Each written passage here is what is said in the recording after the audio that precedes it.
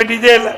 2000 ரூபாய் மின் கட்டணம் செலுத்துகின்ற குடும்பம் இன்னைக்கு 5000 ரூபாய் மின் கட்டணம் செலுத்த வேண்டிய சூழ்நிலை இருக்குது.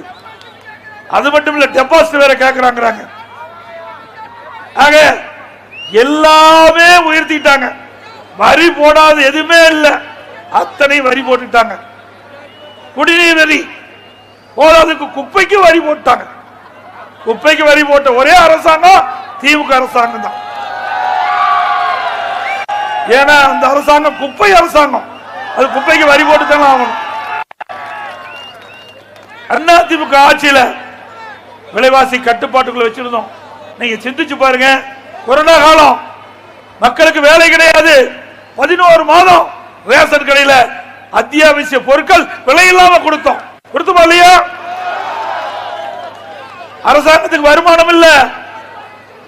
இன்னைக்கு தொழிற்சாலை டாக்ஸ் இல்ல.